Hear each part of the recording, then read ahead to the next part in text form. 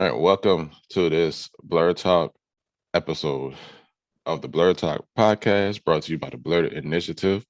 And this episode, we're going to ask if patriarchy is toxic.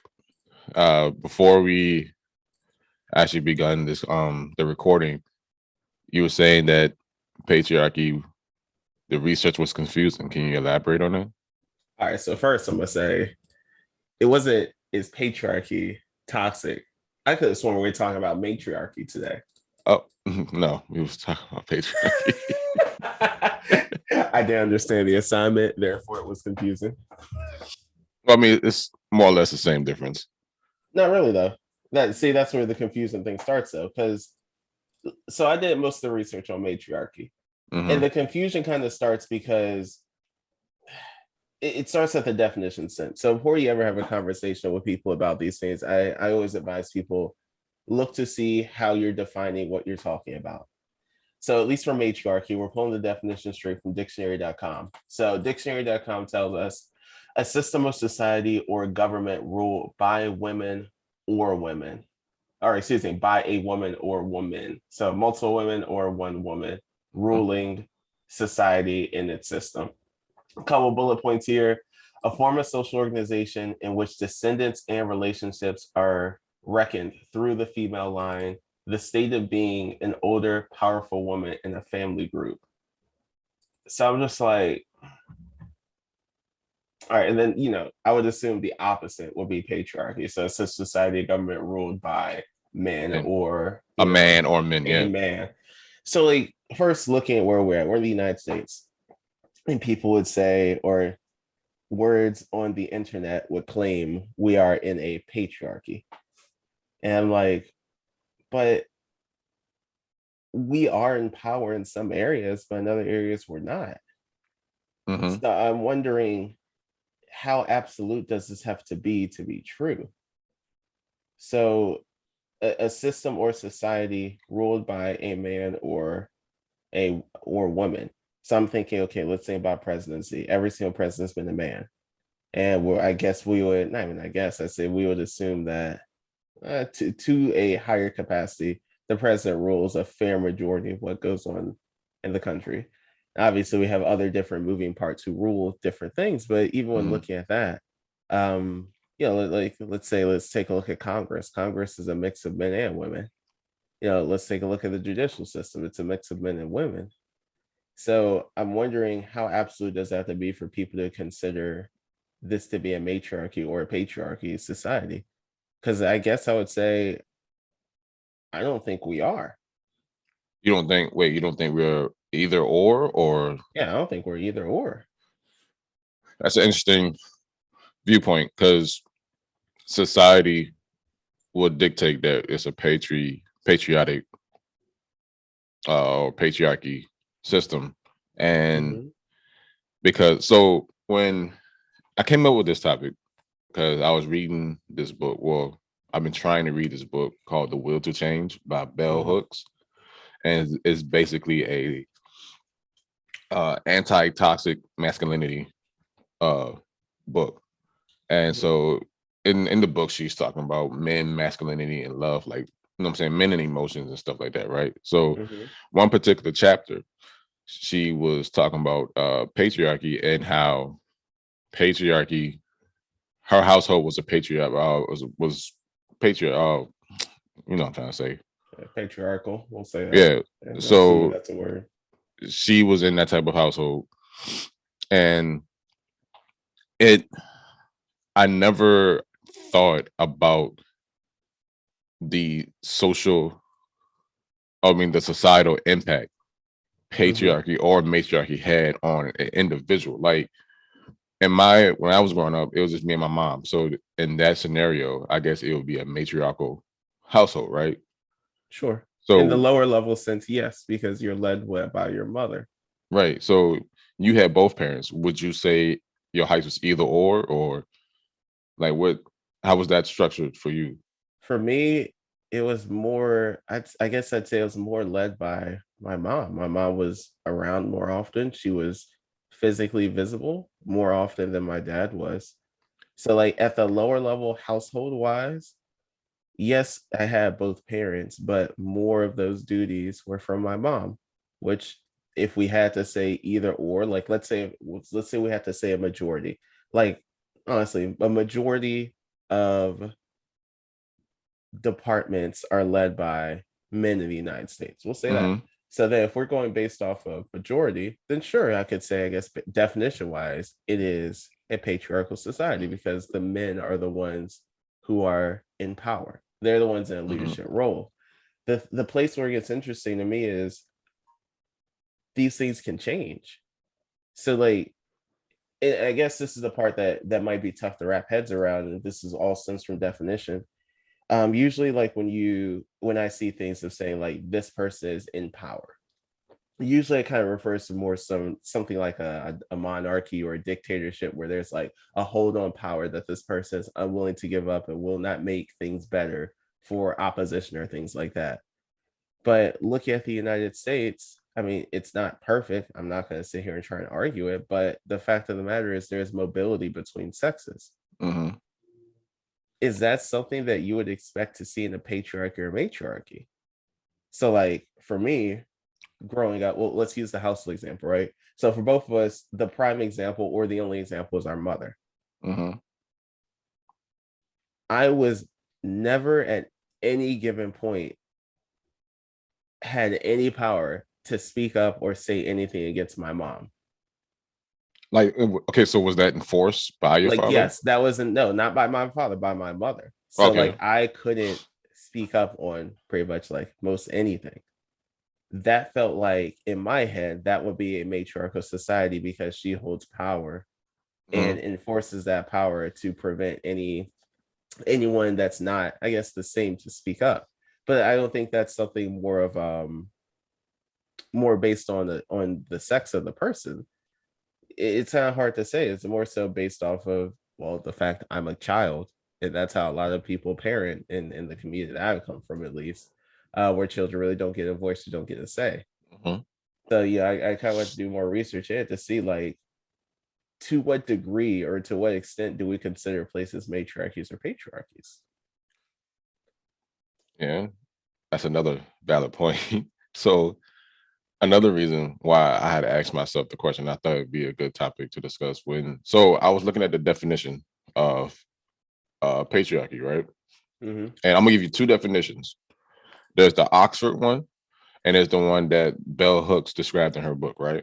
So the Mm-hmm. Oxford one is a system of society, like you just said, a system of society or government in which the father or eldest male is the head of the family and is descent is traced through the male line, right? The male lineage.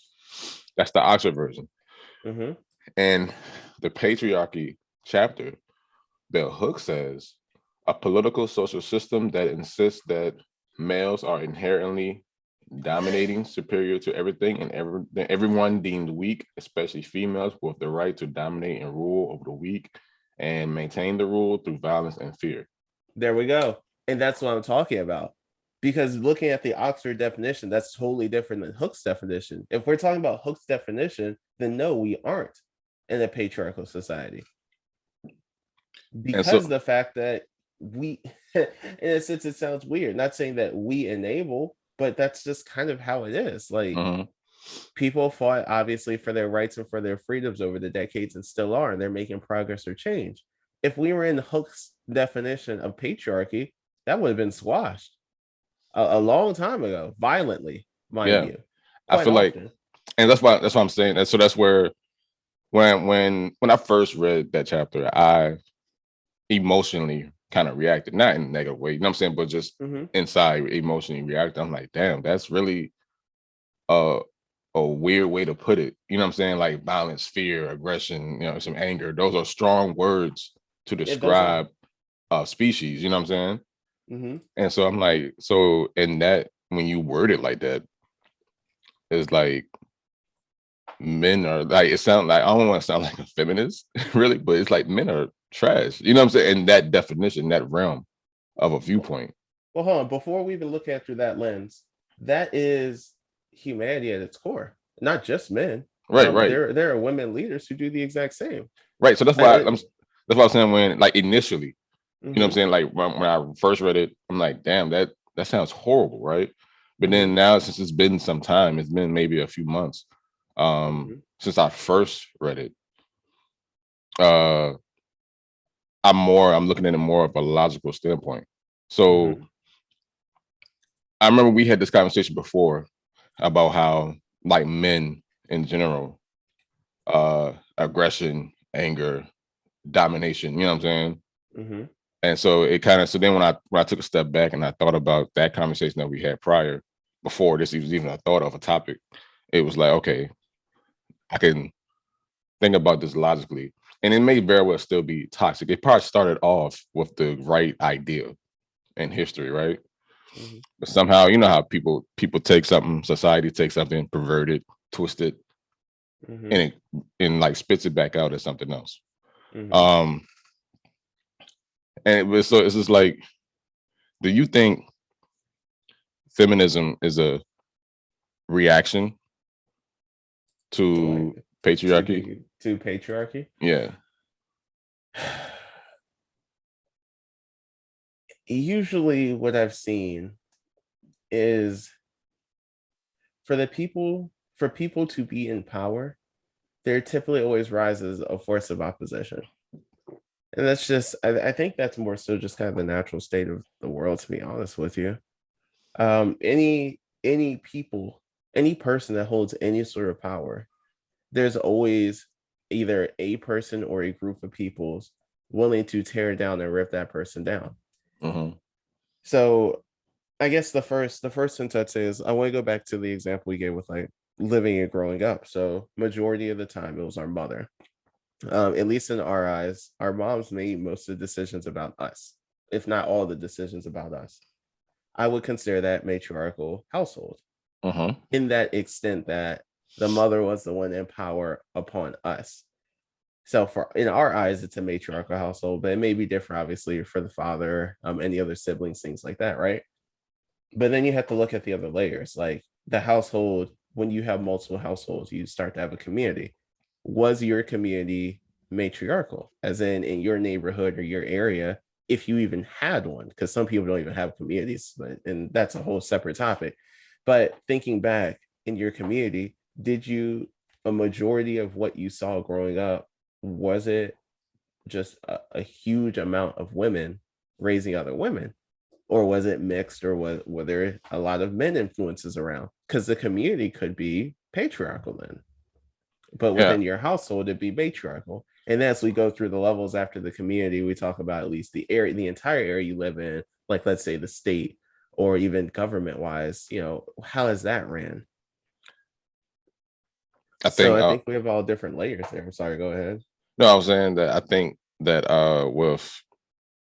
so from our viewpoint, like you said, it's matriarchal, right? But societal standpoint, because you saw your mom and your mom was like at home, not you, but you know what I'm saying, the idea that your mom's at home, your mom's taking care of the kids, father is outside, is out working, bringing home all the money, all the bread, bringing it home, handing it to the mother, and the mother, you know what I'm saying, take care of it. So like, I think that's the difference between like perspectives.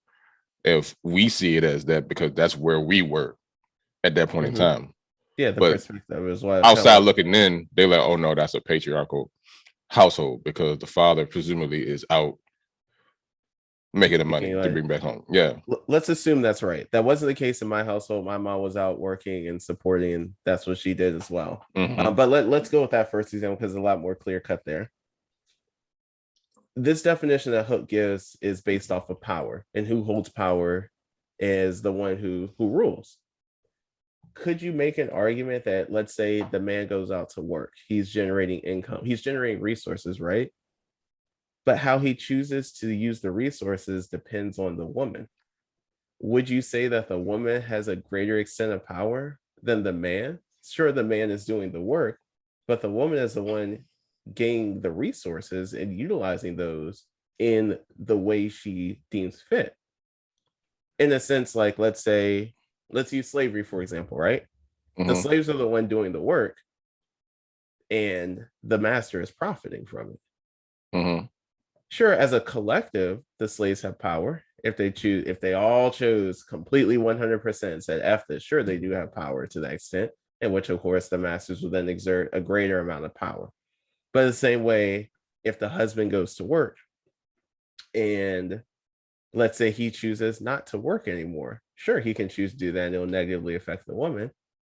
But the woman would also have, and I guess that's where things break down. What sort of power does the opposition have? I mean, in that case, both people are screwed. Mm-hmm. So it's pretty weird, like when you think about who has the power in it, because if the woman decides all the decisions, all the resources, does the guy really have the When you power? say, yeah. So when you, I think, so then, yeah, it comes down, which is another topic, but power, is it bottom line is who has to say so, or is it the money? Does the Who money makes hold the the last power, or does decision? the say Or so has the power? You know what I'm saying? So yeah, is the person who generates the income that holds the power, or the person that spends the income that holds the power? that's probably a good topic for another time. I'm gonna write that Yeah. down. Yeah, because one of my favorite lines I heard a while ago, I'm gonna loosely quote it. It was something about men and women, and they were saying, in like the body, like let's say the man, like an analogy wise, the man is the body, the woman is the mechanisms that turn the neck or turn the head of the man. And I found that really interesting hearing like Yeah, that sounds growing up, interesting. because I was like, yeah, I mean, you can have all this strength, but if you're not utilizing in the right direction, you're not looking or being focused in the right area, it means nothing. That's a good point. So who really holds the power then? That's a good point. I think I think feminism is I don't want to say a knee-jerk reaction, but it is a reaction to the societal standard that patriarchy is the standard, like the I don't want to say crowning achievement, I guess, but you know what I'm saying, it's just that Mhm. this is how it is, and feminism is a response to that. So Yeah, I think you're right based on history of it. Like to go back to answer the original question, like is feminism, I guess, sure, I can't remember, you're saying like not I needed, said but like that, was it like did people, because okay, so patriarchy is here, right? So mhm, this is what we do.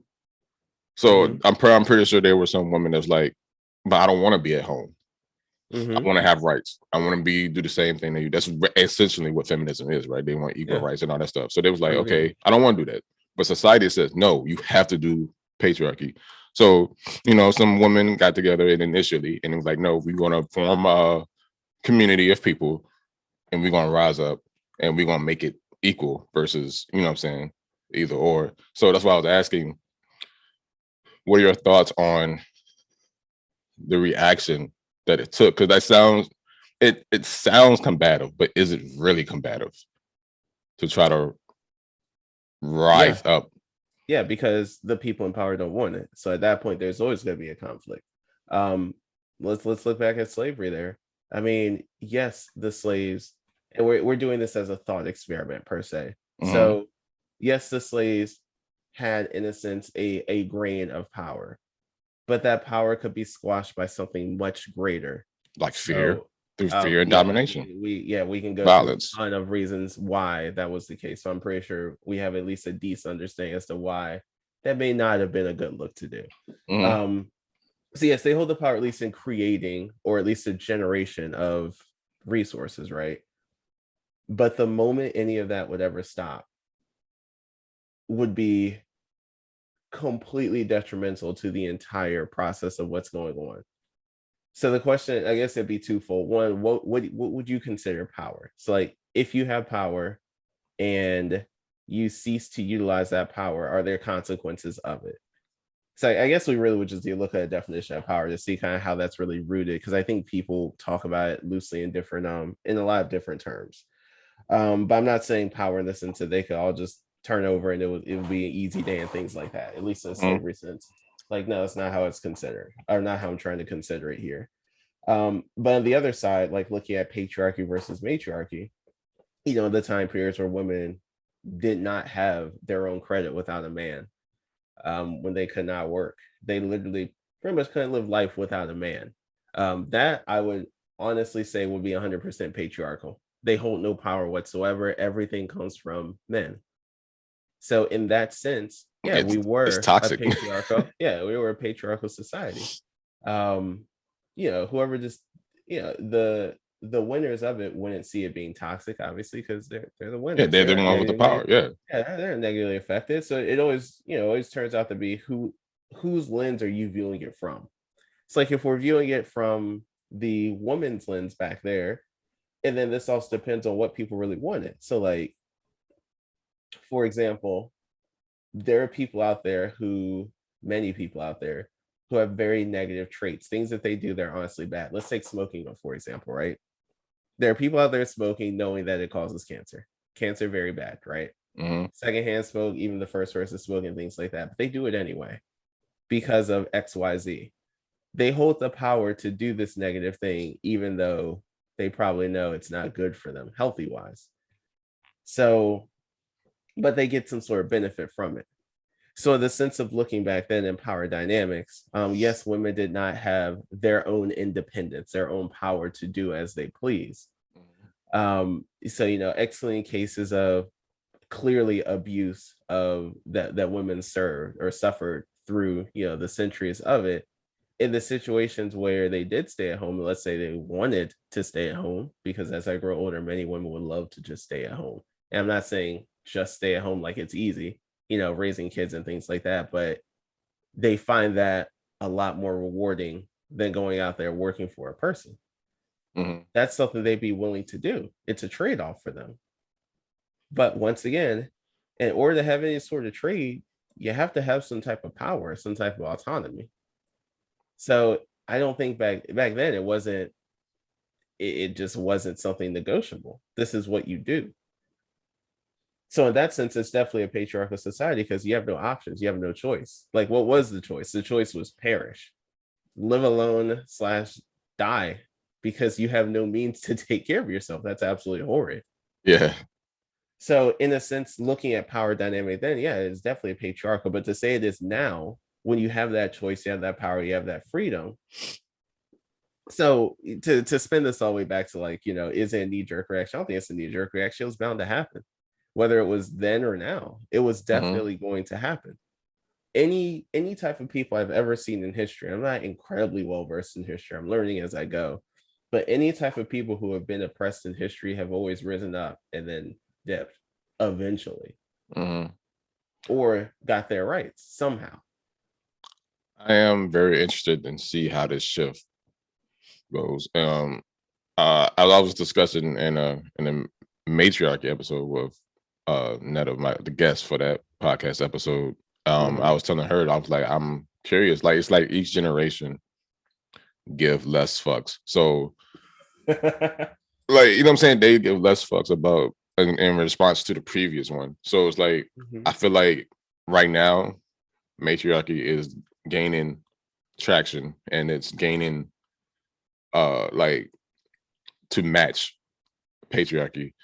And I think I'm curious. I wish I can see the outcome of that to see which one would end up ruling For over the the time other. period Yeah, until something else changes. yeah. So It's always gonna be an ebb and flow of things, so so, like, I guess, like, I'd say maybe, like, right now, what I'd say is maybe, like, I don't even know, it's hard for me to say. Socially, I think women are far further ahead than men in terms of pretty much anything, really. How we decide to treat our women and things of that nature is totally different and much better than how we decide to treat our men. Whether we talk about emotional support, which is one of the biggest things, really, just emotionally / mentally, ability / aid to help, like, things of that nature. I don't think that's necessarily a bad thing or a horrible thing. it's That's the thing. It's just kind of like look at these things in its own statement. Like, are you more amped to go talk to a guy that's getting slapped up by a girl in the street, or are you more amped to go talk to / help a girl that's being slapped up by a guy on the streets? it's interesting that you brought up the emotion part because one, we did a podcast episode about that a couple of seasons ago about men and their emotions, and Bell Hooks was she was, like I was telling you earlier, she was raised in a patriotic or patriarchy household, so she was describing how her father, she is her brother, her mom, and her dad, right? So the dad made the money, mom stayed home, took care of the kids in the house. So whenever her brother got emotional, the father was like, "Oh hell no!" Yeah, squash it. Yeah, he just killed that right there. And they was raised. Well, the brother was raised as if like the only emotions you can show was anger and violence, depending on the situation. So, uh, so then she was like, and it's like also like gender roles that they had where, and they was taught upon the kids that she wanted to skateboard, but I guess in the 50s, 60s, uh, girls was not. It was frowned upon for females to skateboard. To do Because that's anything a that was man. not That's a quote female. unquote man sport or man thing to do. Yeah. The brother was doing. I forget what he was doing exactly, but he was doing something that wasn't approving of the father. And it's kind of like, as I was talking about matriarchy with Netta on the other episode, I felt like I'm more inclined to be on the matriarchy side of things because one, I was raised by my mother and only her, and then I have a daughter. So on both ends, on both bookends, I have is a woman, so or a female. So then it's like, would I want my daughter to be, you know what I'm saying, by Hook's definition of patriarchy, to be in that type of environment? I'm like, oh hell no. Well, hold on. Let me pause you on a couple things. So when you were having that podcast with, you said her name was Netta, right? Yes. And you sat there and you thought through like, okay, I like to always break things down like in video game terms. So like when you look at the stat sheet, right, of the stats someone would get from being raised in a patriarchal society versus the stats someone would get in a matriarchal society, you're saying the stats when you're being raised as a child in the matriarchal society would be better or more well versed than the stats gained in a patriarchal, they're saying, household. I'm in a matriarchal household. You would be. I'm trying to figure out how to word it. Sure. You would be more inclined. You'll be more inclined to be less toxic, I guess, because then you're taught. So as a parent, like my mom wasn't an emotional person, whether she was a woman or man or whatever. She just wasn't an emotional person, right? But I don't know if which type of household dictates how we as a man or as a Black man respond with emotion. So by her story and what happened in her family, I'm pretty sure it is different in each household depending on how it's run. If the father is saying, no, you're not allowed to show any type of sadness, they're squashing any type of crying. Like, you know how it's like the typical, oh, you better stop crying, or, you know what I'm saying? I'll give you something to cry about. Right. Like typically that's tied to the father saying that. I'm pretty sure there are mothers who say that too. Well, there are mothers who say that too, but that's normally associated with the father, right? So that was my mom, but yeah. Right. So it's like, but it's a little bit outside the norm of it anyway, though. But go ahead and continue. So with that being that's typically tied to the father, and the mother generally is more heartwarming. You know what I'm saying? Just in a general household. I feel like that does change, like you said, you'll change your skill tree, because in that perfect, I guess, setting, if you're in a matriarchy household, then you would be more open to discuss your feelings. Therefore, you won't be as toxic as an adult. If that make any sense? I don't know if I'm. It does, but here's the interesting thing about it, though. So the first thing I wanted to say on Netta's example, and I kind of wish she was here, like that we could like have this discourse to talk with her, or at least I could have the discourse to talk to her in the podcast. I think a lot of things were, well, obviously many things in life are situational, but I think it's the fact that your father was raising his son. Did her father treat her the same way and did not enable her to express emotions as well? It was okay from what I understand. I'll have to read the chapter and again, but Hook, or was this Hook or Netta that you're saying? No, Hook. This is Oh, this Hook's is Hook. experience. Okay, apologies. Okay. So with Hook, her experience, that's all of that. That's whole thing about the skateboard and all that stuff. That was Mm-hmm. Hook. That was the Hook's experience of a patriarchy household. Yeah, That so she, Hook was unable to express her emotions. from what I understand, yes.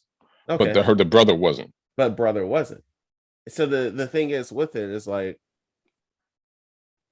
we understand, or at least for me of this age, I understand why they would not enable men to express their emotions the same way I understand now why they would enable women to express emotions. And I think honestly, it kind of comes down to just you being the protector for a family or someone else in society. It will be harder to do so unless you're able to shut off certain emotions to do some task. I think is the angle coming from fathers down, down the path of lineage. It's hard to protect someone if you're super emotional / crying about things, for example, or sad or fearful of things. Like, a task needs to be done, and many people depend on you to do this task. That type of deal, right? On the flip side of it, though, and we'll talk about the emotional side, at least from the woman, from the matriarchal society, right? Because at least on the women's stat sheet, you're allowed to express your emotions. But I think the issue comes is when you're allowed to express or do something, there needs to be a limit on that. There needs to be a control or some type of barrier around that. Sure, you're allowed to express your emotions, but maybe you shouldn't be crying every single day in the middle of the mall because something bad happened to you. Maybe you should hold out and then wait until you get home or to a more comfortable spot. I think that's where the father figure comes into play, because there needs to be a balance of both.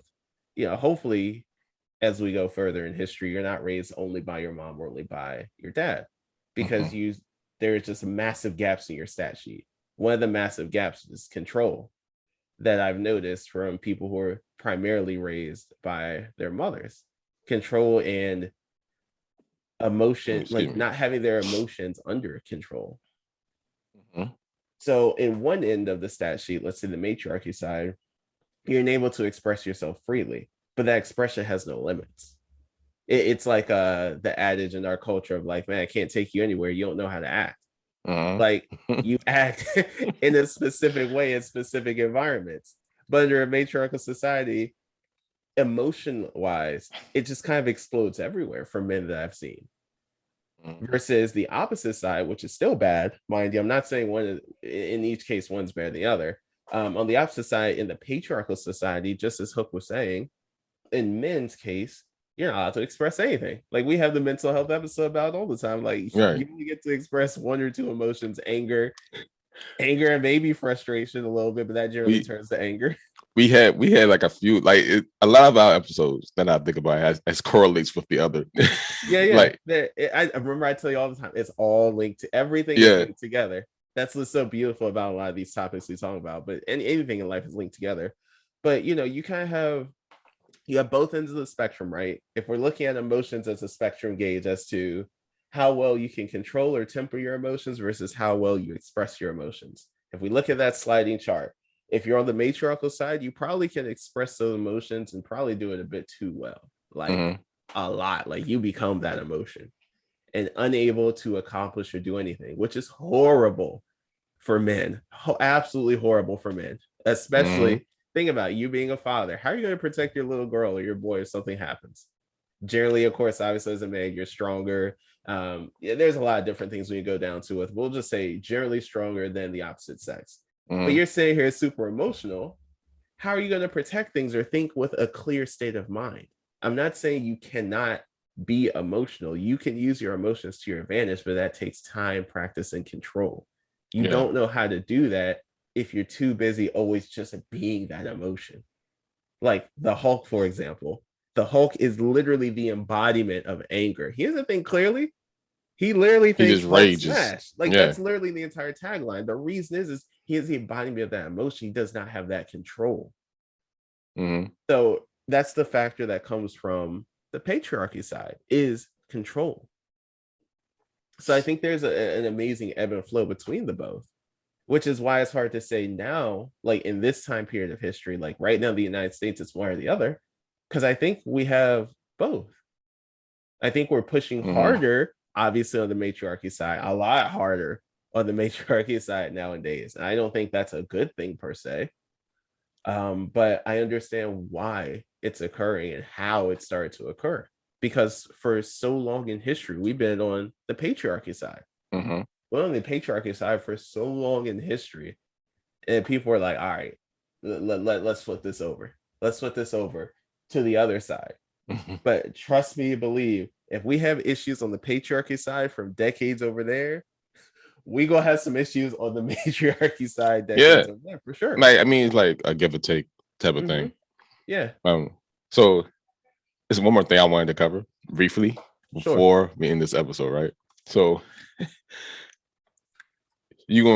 I find it amusing for maybe all the wrong reasons. So she was saying, she was correlating. Who was she? Is this Hook or your friend? Hooks was saying that patriarchy is taught through religion.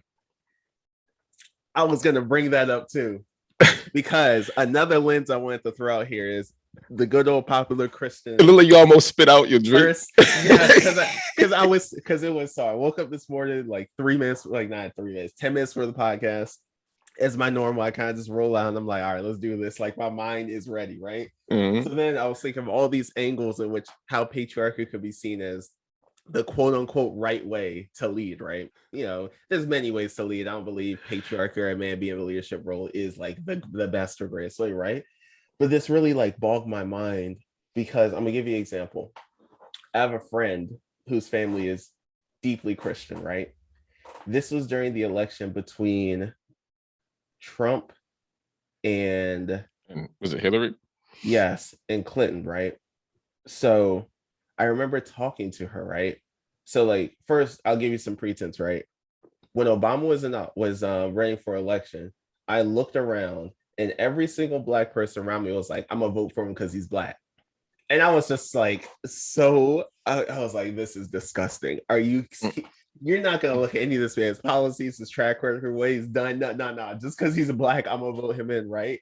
So yes. I was already educated in that sphere beforehand, right? So that's the Hillary Clinton running, right? And then how they spun it in the media was like, oh my God, we might have our first woman president. Oh my God, right? So I'm just like, you guys have got to be shitting me. You guys want a woman president more than a great or good president, right? It's the Obama scenario all over again, just now gender, right? So in my head, I'm like, I guess most women or all women are going to vote for her, right? Now, this is in regards to my friend whose family is mostly Christian. So I go over there, hang out with them. I don't know how we got on the topic of politics briefly, right? But she was like, yeah, I could never vote for a woman in a leadership role. And I was like, I was like, yeah, that's a curveball. Yeah, because that's like kind of like for me, it was like, in the Obama scenario, like it'd be like an Uncle Ruckus, right? I never vote for like a Black person in a leadership role. You'd be like, what? So then like I'm just like, okay, like I want to hear your reasoning. Like I'm not one to like get mad or anything like that. Like she was like, I'd never vote for a man in leadership role. I'd be like, oh, okay, why? Like what's going on, right? So she was like, based on her religion, based on Christianity, she was like, women should not be in that role. Women should be in the house, taking care of their children and assisting in the household. They shouldn't be out here in that type of role. And I was like, oh shit. Like, yeah, it gets deep. So like that was my first encounter. What was that? We're in 2022 now, almost 8-ish, 7-ish, 6-ish years ago and stuff, right? So I'm just sitting here like, wow, I've never heard a woman say something like that. And then the base of this is religion. And then my mind starts circling right to like the first 2 pages. You start falling down that rabbit hole. Yeah. And I always tell people, this is why it's funny, right? Like in the way the Bible's written, right? Because at least and we're just going to talk about the Bible as it's written now. People might be bringing up like, oh, there's extra stuff taken out. Like, no, I'm not talking about it. Let's just look at how it's written down. They say it pretty much at the beginning, there's nothing. God creates everything in like 6 days, 7 days, arguments there, blah, blah. Don't care about that. He creates it within the week, right? Then it's like, all right, this dish is empty. He starts creating other stuff on it. He eventually gets to the creation of the first human, or at least the first male human, because I'm not going to get down that rabbit hole who the first human is either. So Adam, as we know him, is the first father, the first human, Antoine. Right? Yeah, please. Is there really an argument that his name? I don't know. No, I'll just being petty. Like, don't just keep going. Okay, it's like really, bro. Like when he came out with cornrows, some fresh looking locks, came from the dirt, was like, I'm looking good. I mean, there's no mirror, no concept of self. So anyway, so Adam comes out, right? And then, Adam, I'm trying to remember the timeline if Adam started naming stuff first or if Eve came down and helped him name stuff, right? But anyway, let's assume the first one, right? Starts naming all the animals, the plants, things like that, right? And they list a guy and it's like, hey, yo, it's boring here. And the guy's like, bro, what you want? You want a partner? I ain't think of a partner for you. It's just you. And then, obviously, takes out the rib, creates Eve, blah, blah, blah. So in my head, I was like, yo, Eve wasn't even a thought until Adam said something. Yeah. Like, God wasn't going to make Eve. God was like, Adam only. And he was about to be like, all right, peace, bye. Right? But Adam spoke up and was like, bro, I need something. Like, I'm bored. So in that sense, thinking of it, rolling it back to patriarchy or matriarchy, Adam's literally the reason why Eve was here. Yeah. Without Adam being like, hey, yo, I'm bored. There ain't nothing to do here. I named all the animals. Would you could create more animals? There's gonna be too many animals here, God. So yeah, in that sense, in the religious sense, looking at it in that light, even if you bypass everything I just said, like Adam pretty much being like, yo, like create me an Eve. Even in the religious sense, men led everything. That was the natural order of things. And I'm not going to sit here and argue because I tell people all this time, just because it's natural doesn't mean it's good or doesn't mean it's right. Right. Cancer is natural. Like that doesn't mean it's good. So just because it's natural, I'm not saying it needs to be that way. Because I'm sure if people watch this, they're like, oh, he's definitely blah, blah. Like, no, I'm not. I just want to clarify my point with it. I'm just looking at these things objectively to see the pros and cons of each and possibly how it could get there. I can understand why religious people, which religion was a massive part of our history, even now, can get to the conclusion that men need to lead. I understood how she got to that conclusion after giving it some thought and background behind it. It's also interesting, though, because most people I talk to, most women I talk to, do not want to be in a leadership role. And that's their choice. Thankfully, they have that choice now. And there's nothing wrong with that. That's fine. We need both. We need both leaders, and we also need the people who follow. So when you look at these positions of quote unquote power, right? Incredibly demanding of your life. Bless you. Thank you. Yeah, incredibly demanding of your life. And most people, heck, even most guys I know right now are like, nah, I don't want to do that. Yeah. But I find more men than women who do want to do those roles. Yeah. I think and when I was discussing with Netta, she it wasn't about, as far as matriarchy, it isn't about being in control. It was just having more of a say so. Which is, I mean, I don't see nothing wrong with that. Honestly, me personally. Like, what's wrong with having more say so? I mean, if you're participating in that, I think you should have more say so. I don't believe in control. I don't believe in at least not control through fear. Oh, you're not a Yellow Lantern Corp, I see. No. Oh, man. Poor Sinestro. I used to be a red one when I was a teenager. But next episode, you need to wear a Red Lantern Corp shirt just to see who's paying attention. I'm wearing I need to get a green one, Sinestro Corp. But yeah, so I mean, I thought the correlation with religion and patriarchy was interesting. I mean, we could go deeper and deeper, but nah. But then the question that does bring up is religion is religion toxic? Toxic, man, yeah. Because then you could argue, depending on the side you're on, right? If I was like a revolutionary, right, and I really wanted to spin the narrative, you could possibly argue, because I don't know, in someone who is deeply invested or at least knows, please comment or message and chat, things like that. When I was questioning my friend about how was the Bible written, right? He was telling me that the spirit or the Bible is written because God had, in a sense, or the spirit, I guess, overcame man to write. to take notes of it, right? Like it's not like God, publicized this book and then just dropped it and was like, read it. Like it's written through different people, or yeah, I'm assuming at least different people that I guess whose spirit was affected or touched by God. So I was like, okay, that's interesting. I haven't looked up, so I don't know the truth of it, mind you. Anyone who's listening, right? Please go ahead to take a look at it. I need to obviously do more research in it. But in my head, I'm like, okay, so he went through different, you said men, right? Mm-hmm. Did he ever go to women to write the Bible? To write parts of it? Or is the entire Bible written by men? Because then if you can argue the entire Bible is written by men, you can then be like, hey, like there's a conflict of interest here, you guys who are like So that's why that is religion toxic. That's a topic for another episode. Yeah, but then if they deem because it was written by man, we can't go by it, then the ultimate question becomes, are men naturally toxic? Right, that's what I said. That's why I like this whole like, so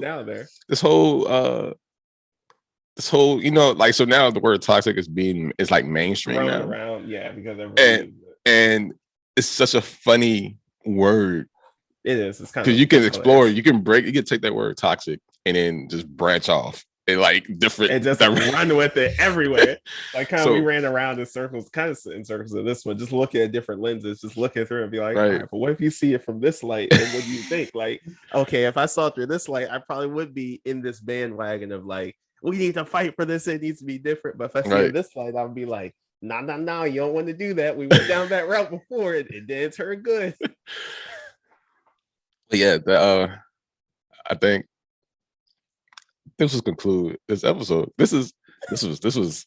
We could keep. I feel like we could keep going, but we need to. We need to not to. There needs to be an end. Yeah. So even just like looking at a part of it and then just expanding on it, it's like it'll kind of confuse them. Like it really depends on how you define things. Like you need a concrete definition, and Hook's definition is vastly different than dictionary.com. Vastly. Right. And so when I was trying to write out the bullet points for this, and I was like, dang, wait, what is the definition for patriarchy? So I Googled it real quick, and I was like, wait, that don't sound that bad, like exactly. And I'm like, damn. I said, wait, hold up.